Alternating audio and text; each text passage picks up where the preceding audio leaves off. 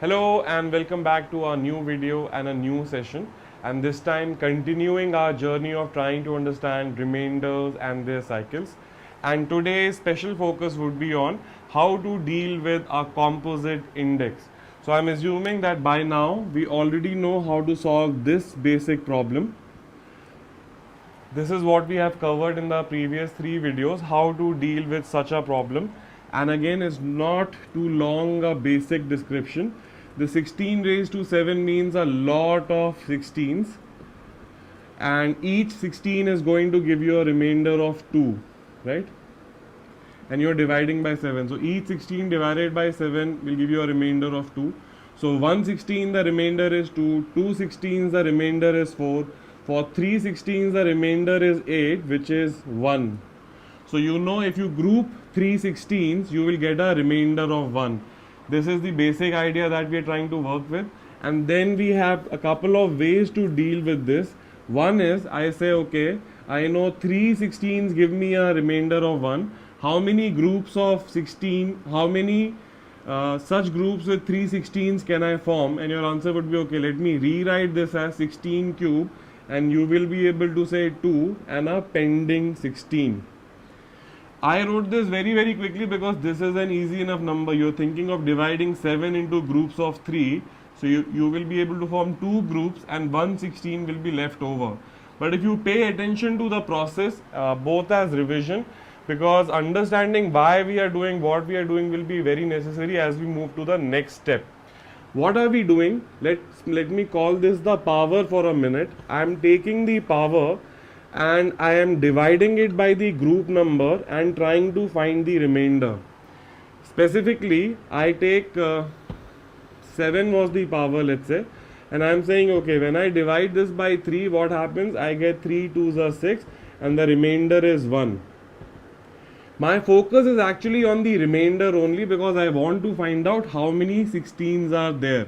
We have already done this process a couple of times, but I just want to repeat the key idea that you're taking the power and you're dividing it by the group number, the cycle number, or whatever you want to call it, and then trying to find the remainder. Because if the remainder is nothing, that means this is a multiple of the group size, you will just get a remainder of 1. Because of this, your life will be easy. But how many extra 16s are there is the question, right? So this is what we are doing.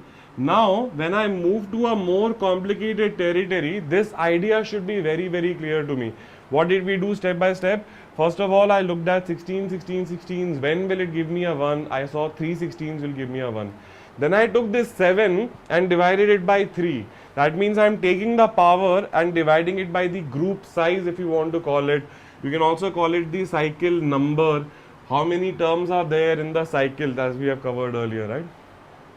So if this process is clear, even as we move to this question, a bigger question, a more complicated looking question, we should be clear what our basic steps are.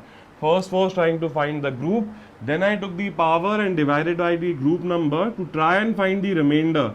The quotient wasn't very important because no matter if this was 2 or 3 or 4, all of it will give me a remainder of 1 only. So this is the key idea. Now we'll take this idea and try and apply it in this question. So let's get back to this question now. 16 raised to 17 raised to 18. First of all, I just want to write P here. You can write separately, P is 17 raised to 18. So that my life is easier. For me, it's the same question as earlier. So a lot of 16s, all of them being divided by 7. This is being divided by 7, and your question was, what is the remainder for this? We already figured out that 3 16s will give me a remainder of 1. What does that mean? You should take the power divided by 3, don't even write it like this. Take the power divided by 3 and try and find the remainder. Stick with the process, try and understand the process. The grouping was done very quickly because we had just done in the previous question. I know there's a group of 3 will give me a remainder of 1. So I'm asking how many groups can I form? I'll find that by division.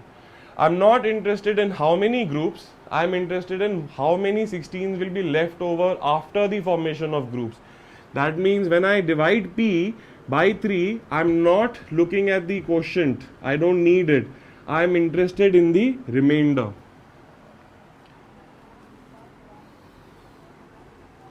Now, if this idea is clear, what that means is that you take the power, because we are thinking of dividing the power by 3. So focus again, what is the power? The power separately is 17 raised to 18. You have to divide this by 3 and your question is, what is the remainder? So take a pause and try and understand this basic idea, that when there was a composite index involved, you did your standard process and tried finding the remainder. You found a group of 3. There were a lot of 16s. You want to form groups of 3, but all of them will give you 1. So your key idea is how many groups are left over. That meant you now want to divide the power by 3 and find the remainder.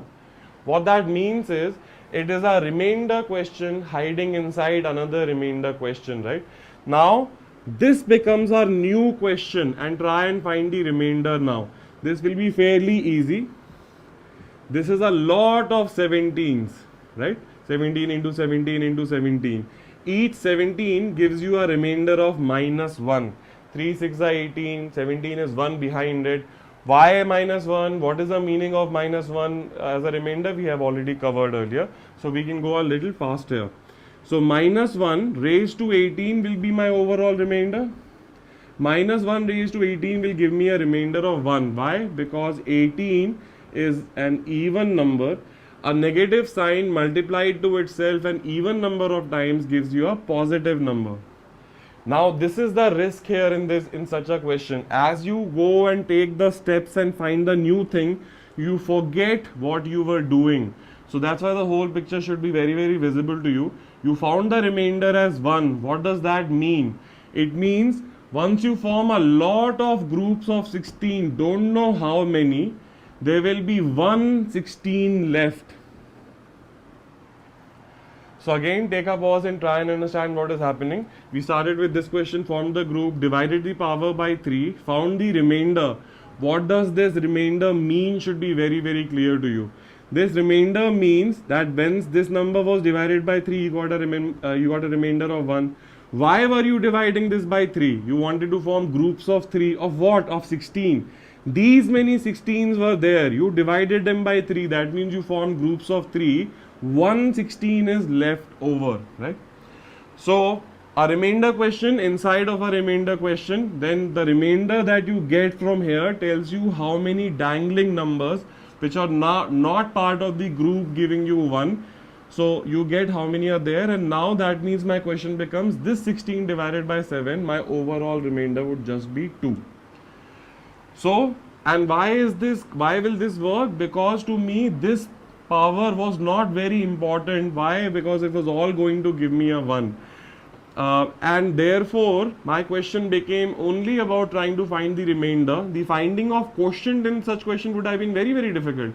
But we know a shortcut for the remainder, and that is what I needed, right? So essentially remember, a remainder question inside a remainder question, and the second remainder that you get tells you how many ungrouped numbers are there, and that will give you your final remainder. As we do more problems, this should get clearer, right?